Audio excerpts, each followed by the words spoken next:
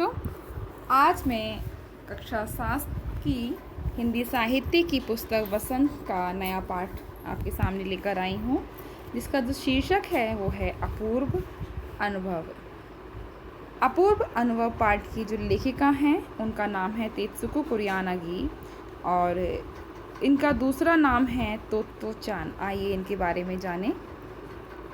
तेत्सुको कुरियानागी का जन्म 9 अगस्त 1933 को जापान के टोक्यो शहर में हुआ था। कुरियानागी जी ने जापान में actress, voice actress, world wide fund for natural advisor, goodwill ambassador के रूप में कार्य किया। इन्होंने Totto Chan the little girl the and the window नामक पुस्तक में अपने जीवन की घटनाओं को लिपिबद्ध किया है। जो ये पुस्तक है, जो आपका पाठ है, वो इसी पुस्तक से लिया गया है और इसमें इन्होंने अपने जीवन की घटनाओं को लिखा है। तोत्तो चान जापानी साहित्य की एक अप्रतिम रचना है। ये जापान की पुस्तक है जो मूलतः जापानी भाषा में लिखी गई है। इसका अनुवाद विश्व की कई भाषाओं में हो चुका है।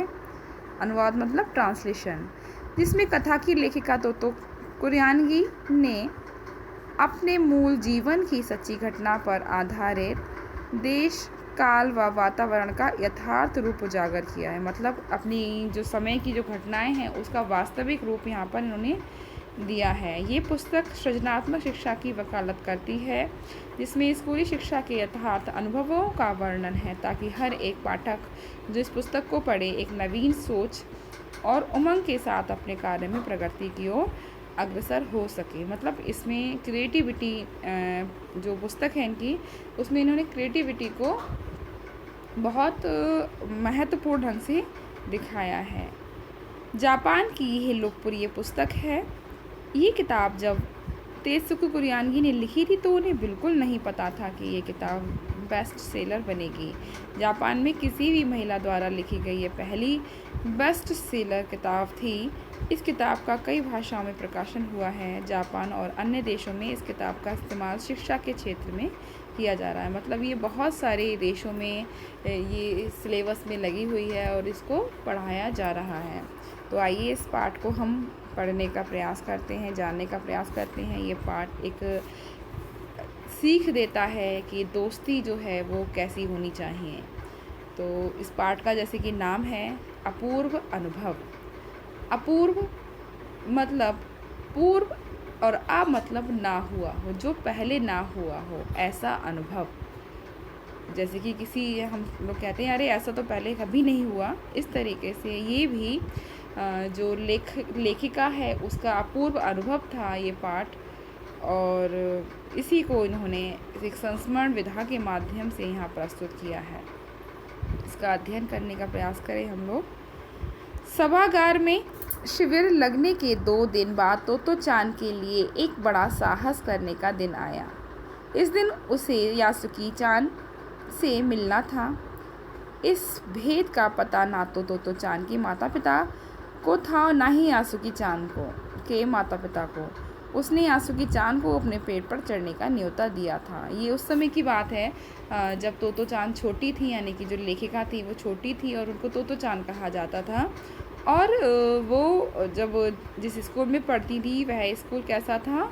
वह स्कूल बिना, उसमें कोई क्लासरूम नहीं था, कोई कक्षा नहीं थी, ओपनली शिक्षा दी जाती थी और जो रेल के डिब्बे होते थे वो उनके क्लासरूम थे। और वहीं पर जो पेड़ हुआ करते थे वो उस एक एक पेड़ को प्रत्येक बच्चा अपना पेड़ मान करके उस पर चढ़ता था और एक उस प्राकृतिक सौंदर्य का दर्शन किया करता था, देखा करता था। तो यासुकी चान जो है वो तोत्तो चान का दोस्त है और वो पोलियो से ग्रस्त है, उसको पोलियो हो रखा है पैर में।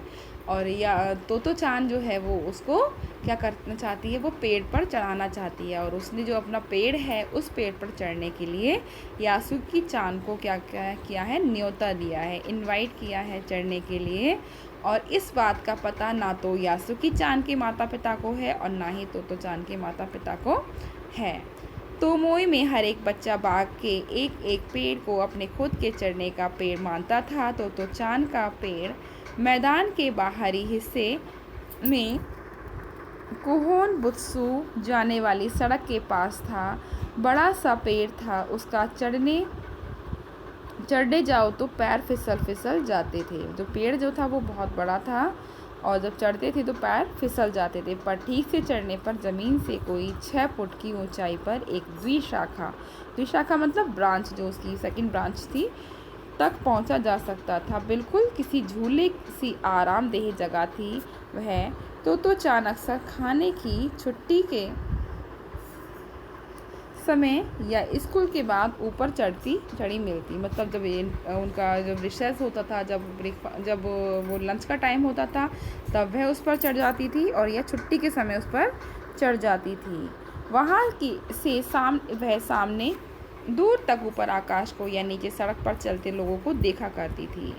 बच्चे अपने अपने पेड़ को निजी संपत्ति मानते थे। किसी दूसरे के पेड़ पर चढ़ना हो तो उससे पहले पूरी शिष्टता से माफ़ कीजिए, क्या मैं अंदर आ जाऊं, पूछना पड़ता था। मतलब उन बच्चों ने ये शिष्टता का व्यवहार बना रखा था कि आप जो भी कोई किसी के पेड़ पर चढ़ेगा तो उससे पहले वो परमिशन लेगा, आज्ञा लेगा कि मैं आपके पेड़ पर चढ़ सकता हूँ या नहीं। यासुकी चान को पोलियो था, जो उसका दोस्त था तो चान का, तो उसको क्या था, पोलियो था। इसलिए वह ना तो किसी पेड़ पर चढ़ पाता था और ना किसी पेड़ को निजी संपत्ति मानता था, क्योंकि वो चढ़ ही नहीं पाता था। इसलिए अतः तो चान ने उसे अपने पेड़ पर आमंत्रित किया था, क्योंकि वह उसकी दोस्त थी। पर ये बात उन्होंने किसी से नहीं कही थी, क्योंकि अगर बड़े सुनते तो ज़रूर डांटते, क्योंकि तो जो यासुकी चान था उसके पैर में पोलियो था और वो उस पर चढ़ने में उसको सक्षम नहीं था वहाँ पर अपने आप से। तो इस बात का किसी को पता नहीं था। घर से निकलते समय तो चान ने माँ से कहा कि वह यासुकी चान के घर टेनेनचोफू जा रही है। तो जो कहाँ पर था, टेनेनचोफू में था। चूँकि वह झूठ बोल रही थी, इसीलिए उसने माँ की आंखों में नहीं झाँका। जब हम झूठ बोलते हैं तो कहीं ना कहीं हमें आँखों को मिलाने में झिझक होती है, ताकि हमारा झूठ पकड़ा ना जाए। तो ऐसे ही जो तो चान थी वो भी अपनी माँ से झूठ बोल रही थी। वह अपनी नज़रें जूतों के फीतों पर ही गड़ाई रहीं, मतलब नीचे देखती रहीं। रॉकी उसके पीछे पीछे स्टेशन तक आया। जाने से पहले उसे सच बताए बिना तो चान से रहा नहीं गया। मैं यासुकी चान को अपने पेड़ पर चढ़ने देने वाली हूँ, मतलब मैं उसको चढ़ाने वाली हूँ, उसने बताया। जब तो चान स्कूल पहुँची तो रेल पास उसके गले के आसपास हवा में उड़ रहा था। जो रेल का जो पास था जहाँ पर वो जाती थी पढ़ने के लिए, वो क्या कर रहा था, वो उसके गले में जो था वो कैसे हवा में उड़ रहा था। यासुकी चान उसी मैदान में क्यारियों के पास मिला। जो यासुकी चान था उसका दोस्त था, तो वो कहाँ मिला उसको, मैदान में क्यारियों के पास मिला। गर्मी की छुट्टियों के कारण सब सूना पड़ा था। यासुकी चान उसके कुल जमा 1 ही वर्ष बड़ा था, मतलब जो यासुकी चान था वो उससे 1 साल बड़ा था, पर तो चान को वह अपने से बहुत बड़ा लगता था। जैसे ही यासुकी चान ने तो चान को देखा, वह पैर घसीटता हुआ उसकी ओर बढ़ा। पैर घसीटता क्यों, क्योंकि उसके पैर में पोलियो था, इसलिए वो कैसे चलता था, वो पैर घसीट कर चलता था और उसकी ओर बढ़ा। उसके हाथ अपनी ओर स्थिर करने के लिए दोनों ओर फैले हुए थे, और उसके हाथ जो थे वो चलते समय कैसे थे, दोनों ओर फैले हुए थे अपनी चाल को स्थिर करने के लिए, क्योंकि वो प्रॉपरली सही तरीके से नहीं चल पा रहा था। तो चान उत्तेजित मतलब उत्सुक थी कि मैं आज तो उसको चढ़ाकर रहूँगी। वे दोनों आज कुछ ऐसा करने वाले थे जिसका भेद किसी को भी ना था। वह उल्लास में ठिठियार कर हंसने लगी। ठिठियाकर मतलब बहुत तेज खिलखिलाकर हंसने लगी। यासुकी चान भी हंसने लगा।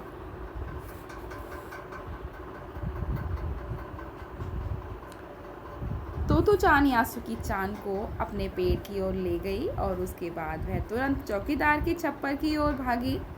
जैसा उसने रात को ही तय कर लिया। क्यों भागी थी? क्योंकि उसको वहाँ से क्या लेना था? वहाँ से उसको सीढ़ी लेनी थी। वहाँ से वह एक सीढ़ी घसीटती हुई लाई, उसे तने के सहारे ऐसे लगाया, तना मतलब जो भी पेड़ की जो शाखा थी, जो तना था, उसके सहारे ऐसे लगाया कि जिससे वह द्विशाखा तक पहुँच जाए। वह कुर्सी से ऊपर चढ़ी और सीढ़ी के किनारे को पकड़ लिया। अब उसने क्या कर लिया? ऊपर चढ़कर सीढ़ी के किनारे को पकड़ लिया। तब उसने पुकारा, ठीक है, अब ऊपर चढ़ने की कोशिश करो। अब यासुकी-चान को बोल रही है वो कि आप चढ़ने की कोशिश करो। यासुकी-चान के हाथ पैर इतने कमज़ोर थे कि वह पहली सीढ़ी पर भी बिना सहारे के चढ़ नहीं पाए, क्योंकि वो पोलियोग्रस्त थे। तो क्या हुआ? वो चढ़ ही नहीं पा रहा था जो यासुकी-चान था। इस पर तोतो-चान नीचे उतर आई और यासुकी-चान को पीछे से धकियाने लगी। अब वो पहले तो ऊपर से उसने पुकारा, लेकिन अब वो नहीं चढ़ पा रहा था स्वयं से। तो उसने क्या किया? उसको नीचे से धक्का देना, ऊपर की तरफ धकियाना शुरू कर दिया। पर तोतो-चान थी छोटी और नाजुक सी, इससे अधिक सहायता क्या करती? वह छोटी सी थी, नाजुक थी, और जो यासुकी-चान था वो थोड़ा शारीरिक रूप में बड़ा था। यासुकी-चान ने अपना पैर सीढ़ी पर से हटा लिया और हताशा से सिर झुकाकर खड़ा हो गया। उसको लगा कि शायद मैं अब नहीं चढ़ पाऊंगा। तोतो-चान को पहली बार लगा कि काम उतना आसान नहीं है जितना वह सोच बैठी थी। अब क्या करे वह?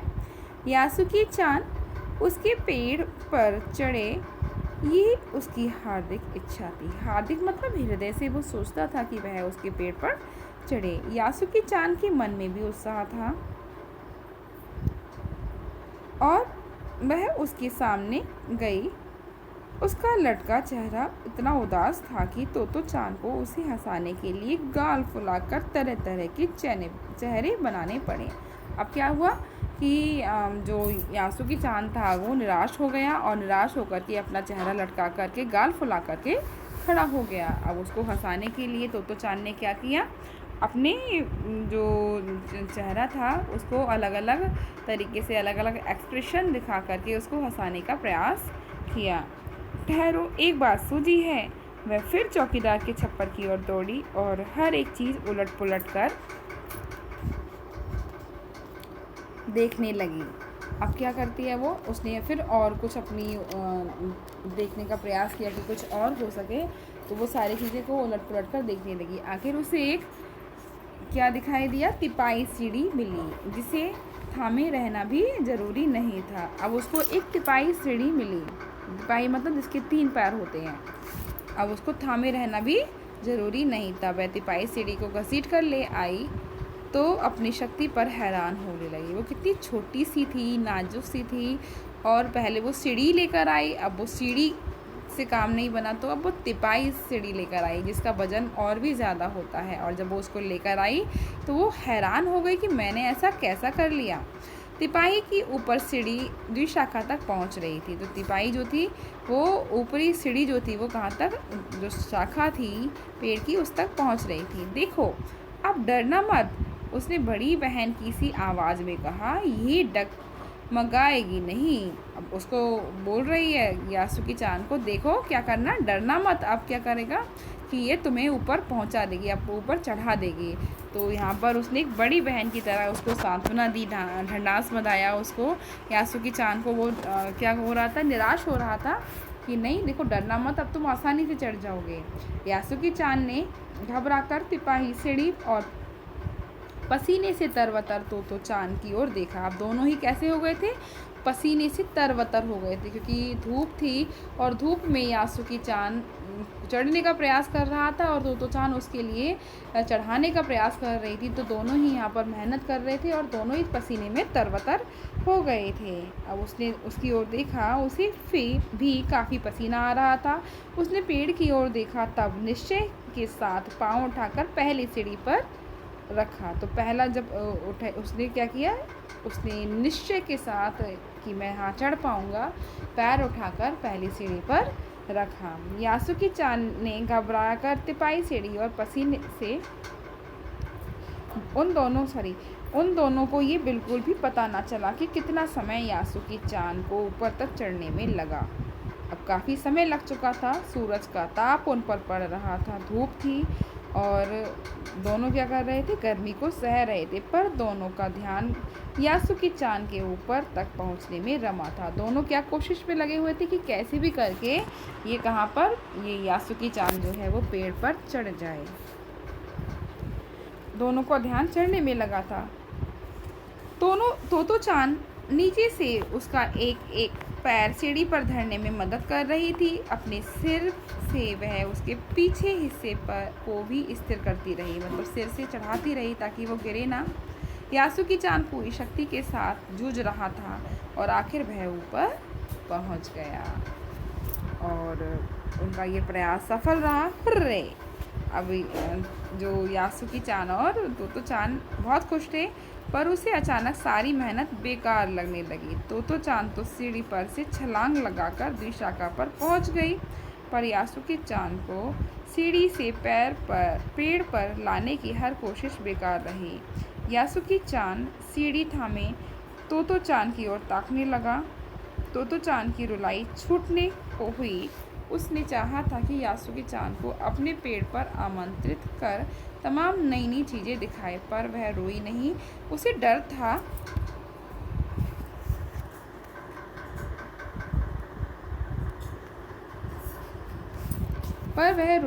उसे डर था कि उसके रोने पर यासुकी चान भी रो पड़ेगा। उसने यासुकी चान का पोलियो से पिचकी और अकड़ी उंगलियों वाला हाथ अपने हाथ में थाम लिया। उसके खुद के हाथ से वह बड़ा था, उंगलियां भी लंबी थीं। देर तक तो चान उसका हाथ थामे रही, तब बोली, तुम लेट जाओ, मैं तुम्हें पेड़ पर खींचने की कोशिश करती हूँ। अब वो दूसरा प्रयास करने लगी कि द्विशाखा तक पहुँच जाए वो, और बोलती हैं यासुकी चान से कि तुम इस पर लेट जाओ सीढ़ी पर और मैं तुम्हें खींचने का प्रयास करती हूँ। उस समय द्विशाखा पर खड़ी तोतो चान द्वारा यासुकी चान को पेड़ की ओर खींचते अगर कोई बड़ा देखता तो वह जरूर डर के मारे चीख उठता। अब क्या कर रही है वो, उस पेड़ की शाखा पर खड़े होकर के उसको क्या कर रही है, खींच रही है ऊपर की तरफ। और अगर इसको कोई बड़ा देख लेता तो वह उसको ऐसा नहीं करने देता, क्योंकि ये बहुत ज़्यादा खतरनाक था। उसे वहाँ अगर वो गिर जाते तो बहुत चोट लगती। उसे वे सच में जोखिम उठाते ही दिखाई देते, पर यासुकी चान को तो चान पर पूरा भरोसा था। दोनों को एक दूसरे पर भरोसा था, दोनों एक दूसरे के दोस्त थे और वह खुद भी यासुकी चान के लिए भारी खतरा उठा रही थी। अपने नन्हे नन्हे हाथों से वह पूरी ताकत से यासुकी चान को खींचने लगी। अब देखिए, एक व्यक्ति को खींचने के लिए, अपने ही बराबर या अपने से बड़े व्यक्ति को खींचने के लिए कितनी शक्ति जुटानी पड़ती, और वह शक्ति और तो चान जुटा रही थी उसको खींचने के लिए ऊपर। वो अपने दोस्त को उस पर पेड़ पर चढ़ाना चाहती थी। उसका इतना विश्वास था कि वो उस पेड़ पर चढ़कर ही रहेगा, और वो उसके लिए ये खतरा भी उठा रही थी। बादल का एक बड़ा टुकड़ा बीच बीच में छाया करके उन्हें कड़कती धूप से बचा रहा था। अब धीरे धीरे कभी कभी क्या होता था कि जो धूप थी वो बहुत उनको परेशान कर रही थी, लेकिन कभी कभी क्या होता, जो बादल का एक बड़ा टुकड़ा था वो बीच बीच में उनके ऊपर आता और क्या करता, उनको उस धूप से राहत दिलवाता। काफ़ी मेहनत के बाद दोनों आमने सामने पेड़ की द्विशाखा पर थे। अब बहुत सारी मेहनत करने के बाद जब तो चान ने आखिरकार उसको यासुकी चान को ऊपर चढ़ा लिया और वे दोनों द्विशाखा पर चढ़ गए। पसीने से तरबतर अपने बालों को चेहरे पर से हटाते हुए तो चान ने सम्मान से झुककर कहा, मेरे पेड़ पर तुम्हारा स्वागत है। अभी तो वो दोनों चढ़ गए हैं और दोनों की खुशी का ठिकाना नहीं रहा, और तब तो चान ने यासुकी चान को सम्मान के भाव से कहा कि मेरे पेड़ पर तुम्हारा स्वागत है। यासुकी चान डाल के सहारे खड़ा था। कुछ झिझकता हुआ वह मुस्कुराया। अब खुशी होने लगी तो यासुके चान को, और वह मुस्कुराया। तब उसने पूछा, क्या मैं अंदर आ सकता हूँ? क्योंकि ये उन लोगों ने अपना ये प्रथा बना रखी थी कि कोई भी किसी के पेट पर चढ़ेगा तो पहले परमिशन लेगा, पहले पूछेगा। तो यासुके चान ने कहा कि क्या मैं अंदर आ सकता हूँ। उस दिन यासुके चान ने दुनिया की एक नई झलक देखी जिसे उसने पहले कभी ना देखा था। तो जो यासुके चान के लिए ये पहला दृश्य था अपने जीवन का, ये पहला अनुभव था जो उसने पहले पूर्व में कभी नहीं इस अनुभव को उसने देखा था कि वो ऐसा कभी कर पाएगा। तो ये उसके लिए अपूर्व था। तो ऐसा होता है पेड़ पर चढ़ना, यासुके चान ने खुश होते हुए कहा। अब वो खुश था और कहा उसने कि पेड़ पर चढ़कर ऐसा एहसास होता है, ऐसा अनुभव होता है। वे बड़ी देर तक पेड़ पर बैठे बैठे इधर उधर की गप्पे लड़ाते रहे। मेरी बहन अमेरिका में है, उसने बताया कि वहाँ एक चीज़ होती है टेलीविज़न। तो यासुके चान अपनी बहन के बारे में बताता है कि उसकी बहन अमेरिका में और वहाँ पर एक चीज़ होती है टेलीविज़न। यासुके चान उमंग से भरा बता रहा था। वह कहती है कि जब वह जापान में आ जाएगा तो हम घर बैठे बैठे ही सूमो कुश्ती देख सकेंगे। वह कहती है कि टेलीविज़न एक डिब्बे जैसा होता है। तो वो अपनी बहन के बारे में बता रहा था कि उसकी बहन कहती है कि जो टेलीविज़न जो होता है वो एक डिब्बे जैसा होता है और उसमें एक जो सूमो कुश्ती है वह उसके अंदर देख सकते हैं। तो ये सारी बातें वो बताने लगा। अब तो चान उस समय ये तो समझ ना पाई कि यासुके चान के लिए जो कहीं भी दूर तक चल नहीं सकता था, घर बैठे चीज़ों को देख लेने के क्या अर्थ होंगे। वह तो ये ही सोचती रही कि सूमो पहलवान घर में रखे किसी डिब्बे में कैसे समा जाएगा। जो सूमो पहलवान था वो कैसे समा जाएगा डिब्बे में, उसके लिए एक आश्चर्यजनक बात थी। उनका आकार तो बड़ा होता है, पर बात उसे बड़ी लुभावनी लगी, बहुत अच्छी लगी कि जो सूमो कुश्ती जो है वो उसको सूमो पहलवान को वो उसमें देख पाएगी कि हाँ भाई कि एक डिब्बे में वो हैं। उन दिनों टेलीविज़न के बारे में कोई नहीं जानता था। पहले यासुके चान ने ही तो चान को उसके बारे में बताया था। तो उस समय सबसे पहले यासुके चान ने उसको टेलीविज़न के बारे में बताया था।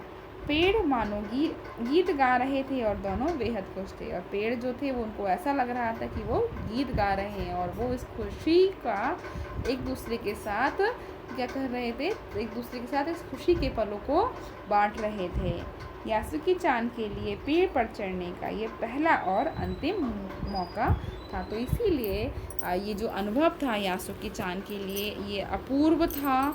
ये पहले कभी नहीं हुआ उसके साथ और वो उसके साथ आगे कभी भी नहीं होने वाला था। ये तो सिर्फ तो चान की वजह से ही वो इस पेड़ पर चढ़ कर के इस अनुभव को महसूस कर पाया और ये शायद उसके लिए अंतिम था। और इसीलिए जो ये पाठ है अपूर्व अनुभव, तो ये दोनों के लिए ही एक तरीके से पहले कभी ना होने वाला एक अपूर्व अनुभव था। क्योंकि तो चान ने जो अपने मित्र की जो सहायता की थी तो वो भी उसके लिए अपूर्व अनुभव था। और यासुके चान के लिए भी एक अपूर्व अनुभव था क्योंकि उसकी ऐसी सहायता शायद किसी ने की हो और जो वो पेड़ पर बैठ कर के जो उसने दृश्य देखा वो भी उसके लिए अपूर्व अनुभव था। तो इसलिए और इससे हमें पता लगता है कि जो दोस्त होते हैं, जो दोस्ती होती है वो वास्तव में कैसी होनी चाहिए। हमें अपने दोस्त पर विश्वास होना चाहिए और हमें कभी भी अपने दोस्त का विश्वास नहीं तोड़ना चाहिए। तो इस पाठ से हमें बहुत अच्छी सीख मिलती है। आशा करती हूँ बच्चों कि ये आपको पाठ बहुत अच्छा लगा होगा और इसका जो प्रश्न उत्तर हैं, जो भी लेखन कार्य है वो आपको PDF प्रदान कर दी जाएगी। तो इसके लिए धन्यवाद।